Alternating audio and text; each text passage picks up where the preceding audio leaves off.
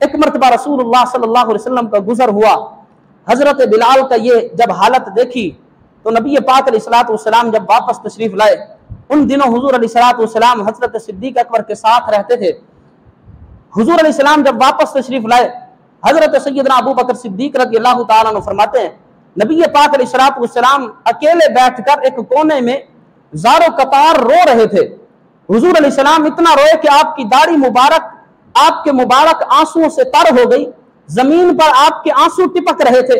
حضرت سیدنا ابو بکر صدیق فرماتے ہیں میں نے عرض کیا رسول اللہ دکھ کیا ہے، رنجش کیا ہے، وجہ کیا ہے، کیوں رو رہے ہو؟ نبی پاک کوئی جواب نہیں دیتے، حضور بڑے غمگین تھے، بڑے نبی پاک علیہ الصلوۃ والسلام حالت غم میں تھے۔ حضرت صدیق اکبر نے بار بار پوچھا تو نبی پاک علیہ الصلوۃ والسلام کی زبان پر ایک ہی جملہ آیا، حضور علیہ السلام نے فرمایا کوئی تو ہو جو میرے بلال کو خرید لائے۔ حضور نے جب یہ فرمایا اب آگے صدیق اکبر جیسی عظیم ہستی ہیں، حضرت سیدنا صدیق اکبر کو پتہ چل گیا کہ اللہ کے نبی حضرت بلال کی حالت دیکھ کر آ رہے ہیں، بلال کا غم اور اس کا دکھ دیکھ کر آ رہے ہیں۔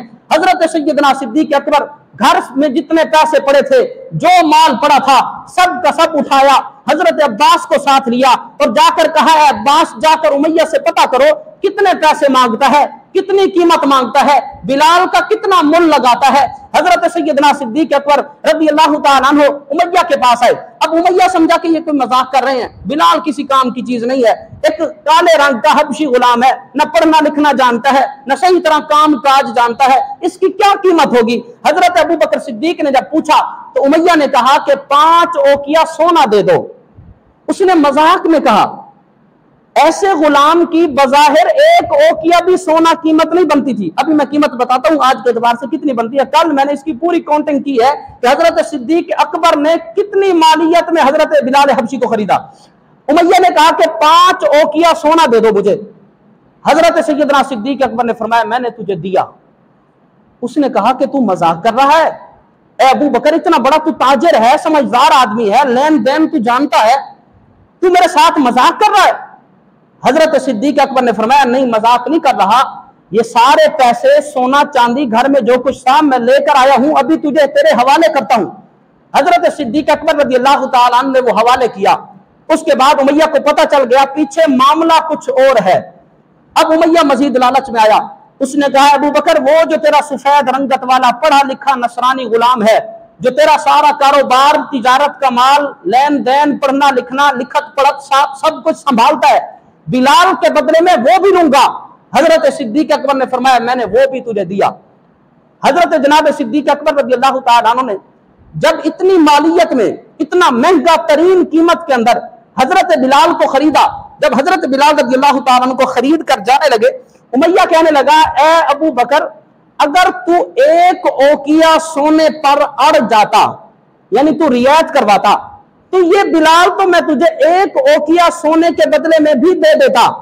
حضرت صدیق اکبر رضی اللہ تعالیٰ کا جواب سننا، حضرت جناب صدیق اکبر نے فرمایا یہ تو 5 اوقیہ کچھ بھی نہیں، اگر آج تو ابو بکر صدیق سے 100 اوقیہ سونا مانگتا تو ابو بکر صدیق بلال کے بدلے میں 100 اوقیہ قیمت کا سونا دینے کے لیے بھی تیار تھا۔ اب سنو یہ اوقیہ کیا ہوتا ہے؟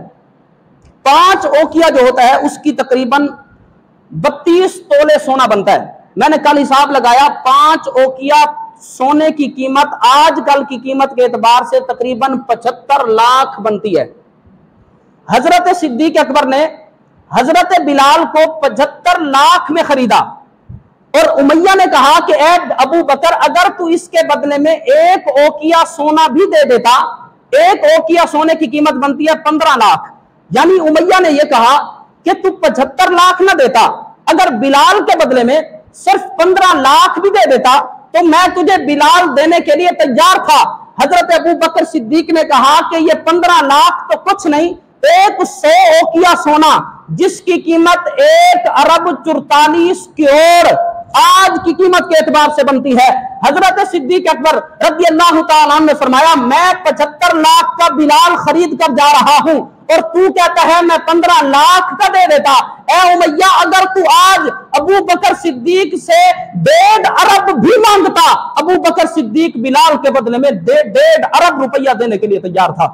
اس لیے وجہ کوئی اور نہیں تھی، ابو بکر صدیق پر کوئی بلال کے احسانات نہیں تھے، ہو سکتا ہے پہلی ہی ملاقات ہو، وجہ صرف ایک تھی کہ رسول اللہ صلی اللہ علیہ وسلم کی مبارک آنکھوں سے آنسو ٹپک پڑے تھے، نبی پاک صلی اللہ تعالی علیہ وسلم کو جو حضرت بلال پسند آ گئے، پھر حضرت بلال کی کوئی تھوڑی قیمت ابو بکر نے نہیں لگائی، ابو بکر صدیق نے یہ سارا کچھ بتا کر بتا دیا کہ جو شخص محبوب کی بارگاہ میں پسند ہو جائے، جس کو میرا محبوب قبول کر لے، پھر ارب خرب لاکھ کروڑ تو کچھ بھی نہیں، ابو بکر خود بھی بک جاتا تو بلال کو لے کر رسول اللہ کی بارگاہ میں جاتا۔